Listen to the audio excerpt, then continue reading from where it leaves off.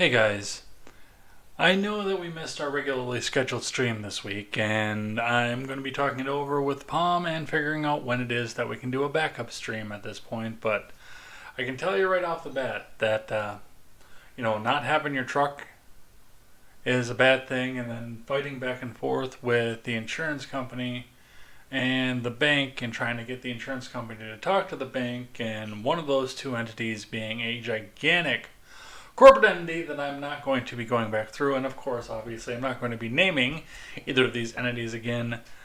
My Wednesday morning was pretty well shot, and this morning, where we usually would have been doing contemporary, I was in another city for a doctor's appointment. So we got the makeup stream coming here. I did want to take some time though before we sealed off the week, and just I want to talk to you a bit about what's happening with the government shutdown and some of the things that I'm seeing, because we're doing the same game that we've been doing since basically the Obamas shut down the government back over the ACA back in 2013.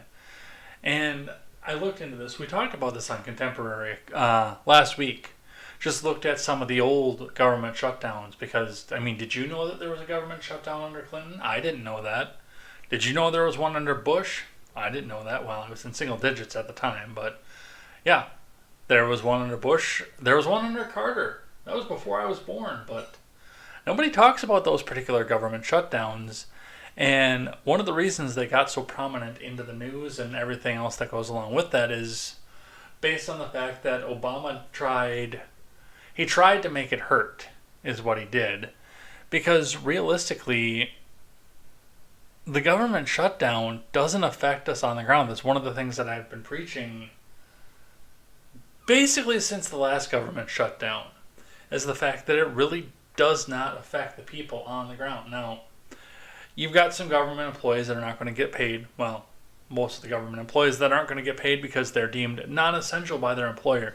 They still have to go to work. They're not going to get paid, and they get all their back pay after all of this stuff is all done and figured out and everything else, and it'll be for the most part like nothing happened. Maybe some of them will take a ding on their credit, but a lot of their credit unions and banks are just going to come back and say, oh, well, we know that you're a government employee and the government is shut down, so they're not going to do really a damn thing about it. But I want to talk about what's going on with that and what that means for those of us on the ground and those of us who are active in politics, because we're the ones that are being targeted with a lot of this. And it's becoming more and more people. You've seen over the past few years, politics has really turned into Hollywood for ugly people. Tell me I'm wrong, because you can't. That's what we used to sit and talk about: celebrity culture, music culture, things like that. That's what we're talking about with politics now, and what this representative is doing and what that representative is doing, and this is my favorite rep and this is my favorite this. And I know I joked about my celebrity crush being AOC for a while. You guys do know that was a joke, right? But it really has become, it's the same conversations that we had about movie stars and singers just a few years ago.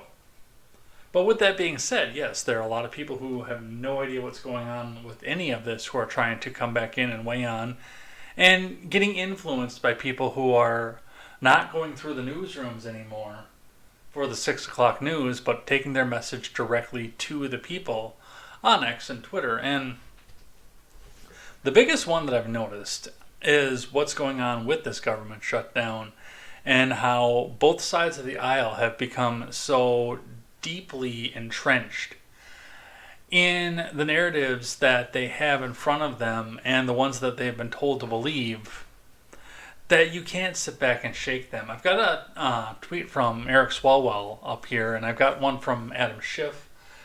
Even though we're not doing this live, I'll bring up the news scene that I typically use while we're live so we can look at what's going on here. But I know that and we talked about this on Contemporary again this past week, but I really wanted to push down and double down, because I figured this out after Contemporary. I figured this out over the weekend, what was going on. And I said that the The thing that Conservative Incorporated, the people like Ben Shapiro and Charlie Kirk would be doing this if he was still alive, and your Steven Crowders and stuff like that. The thing with what they were trying to get you to believe is that this entire thing was all about giving healthcare to illegals, and it really wasn't. I know that's one of the provisions that is carried on as a rider for the ACA subsidies, but the actual main point of everything was subsidies for the ACA, which, given the fact that we have to have subsidies for the Affordable Care Act, means that it really wasn't that affordable to begin with. But we're not going to take the time and get distracted into things that don't actually matter off of this. And I was sitting here thinking, and I read this tweet here from Eric Swalwell, or this X from Eric Swalwell, if you prefer. Let me bring this back up onto the screen here so you guys can see it and read along with me.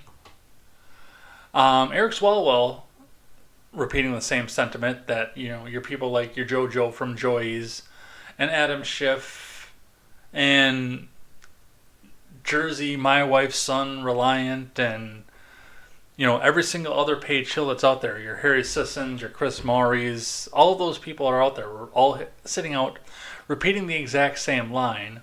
We'll use Swalwell because this was the one that actually got me thinking about this. Donald Trump owns the White House, Senate, and House. Not true, by the way, in any of those situations. He doesn't need a single Democrat vote if he wants to reopen the government with a budget that guts your health care. Not one vote. So why can't Mr. Art of the Deal get it done? And now you can sit here and be buried with and sit back and go back and forth with the argument that you're having with whichever other Paige Hill you decided to engage with, because that's who got pushed up to the top of your feed, because that's what X does to make sure that you're constantly in a state of outrage and you want to go over onto X and engage with said content, because, when's the last time you sat down and engaged with content that didn't piss you off?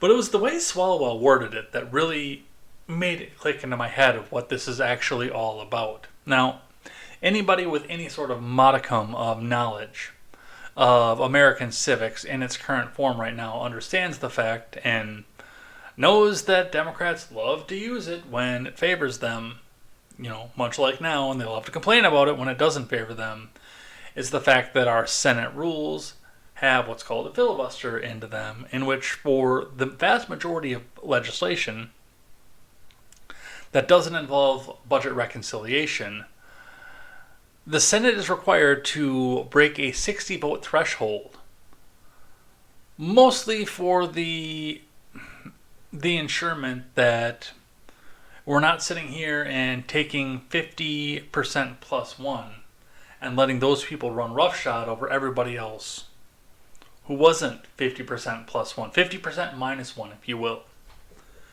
Because that's all you really need for a simple majority, and, well, that's all that you need for the House. The idea behind this filibuster was to make sure that piece of crap legislation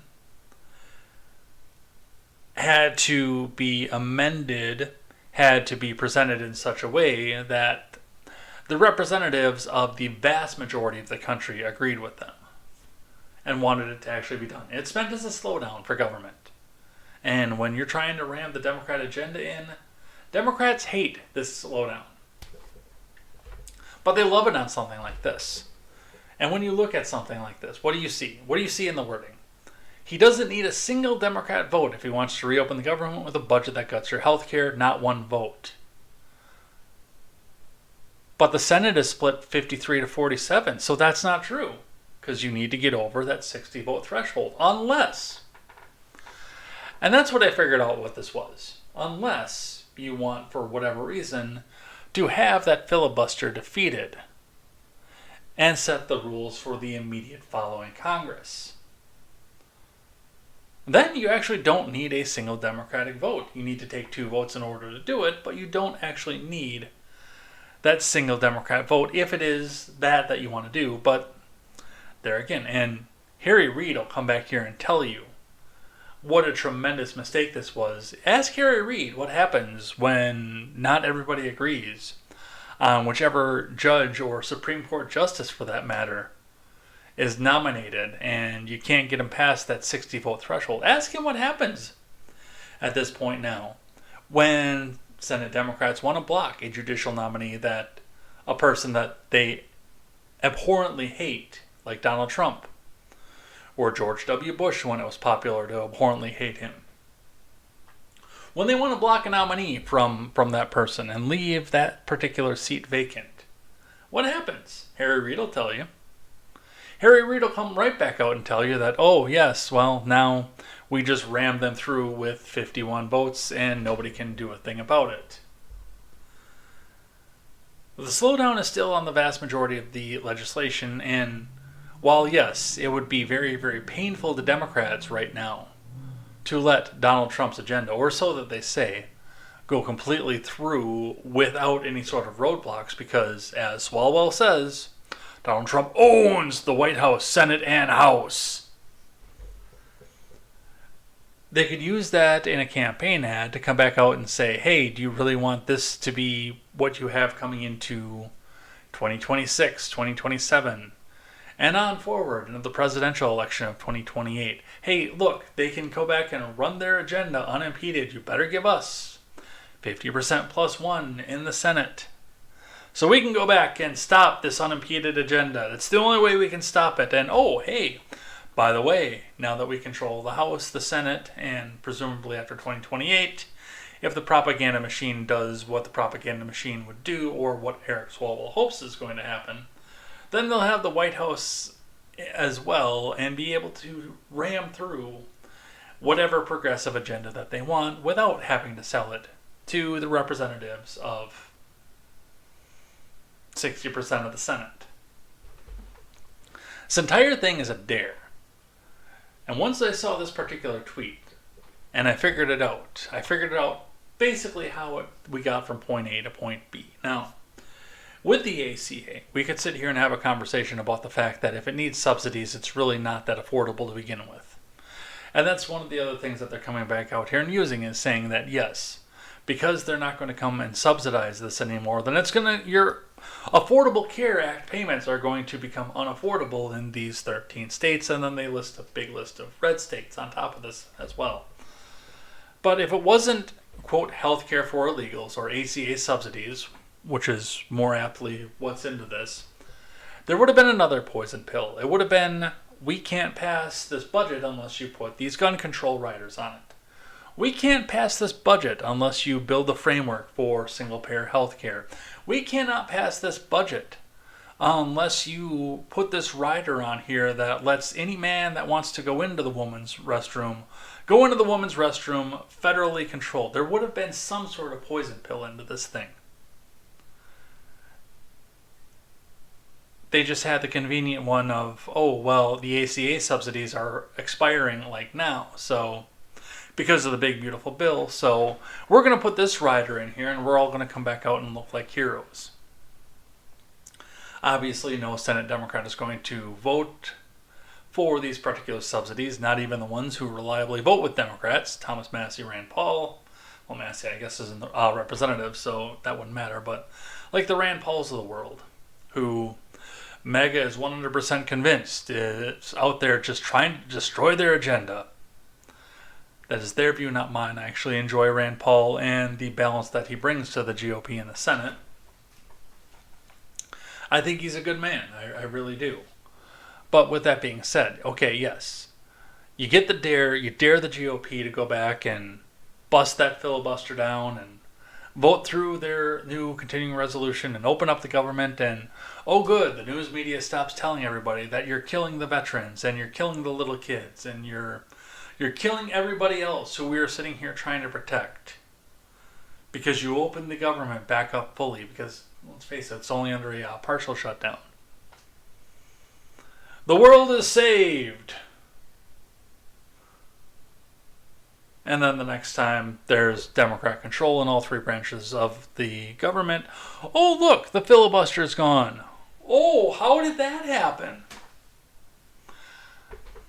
Honestly, one of the things that I do want to say that I think was done well out of this particular government shutdown is Mike Johnson got up on CNN and started to try to use the political leverage, because he was trying to push the, this is the Democrat shutdown and they're taking WIC away from women and children. And, realistically, a lot of the times that works because while WIC itself is a local level program, it is funded by the federal government. Most of your WIC departments across the country have enough of a bank in them to last for probably a week or two. I don't think they can last for much longer than that, but they can go for about a week or two. And make sure everybody gets the benefit that they've signed up for, that their particular municipality has agreed to, etc. But once that money runs out, if the government's under a partial shutdown, that's all the money that's there. That's it. There is no more. Unless a pioneering Republican president who has never met a spending bill that he doesn't like looks at the tariff revenue that's come in from the last 4 or 5 months and says, you know what? I'm going to take an arrow out of the quiver. It's the art of the deal. And I'm just going to fund all the WIC with the tariff revenue.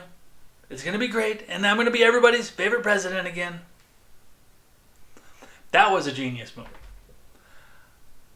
I don't give Trump credit a lot because I think that he's been an unmitigated disaster this particular term. But I've always been willing to give credit where credit is due. That was a good idea. That was well done. I was impressed by that. Don't worry, Donald. You're going to do something stupid. I'm going to criticize that again later at some point. But that was a good move. That one did well. I like that. But yeah, this government shutdown, from what I can see off of this, is nothing but a big dare. It's a big, hey, you won't bust the filibuster. Come on, you won't do it. The news media, MSNBC and CNN, is going to hammer on you in the public eye until you succumb and you bend the knee. So you better just bust that filibuster now. And the worst part of it is, and I've been analyzing this since 2012, I would have missed that except for this particular tweet that I put up on the screen from Eric Swalwell. And I'll link this one in the description for you guys, just so you can come back and look at the words that were used. But with that, I'm going to go to bed. I'm going to spend some time with that junior, sit down with the lovely Palm, and figure out when it is we can do our makeup stream. When we're out of our regular schedule, we do have to sit down and figure that one out as a couple. So thanks for watching the video. Do all the cringy things that I never ever tell you to do. And hopefully we will see you Friday or Saturday for a makeup stream in the night. Hey, it'll be a late night stream too, so I can say fuck and shit and damn and piss off and all the other stuff that I don't say in the morning because there might be kids in the car. So thank you guys again, and we will see you next time. Take care.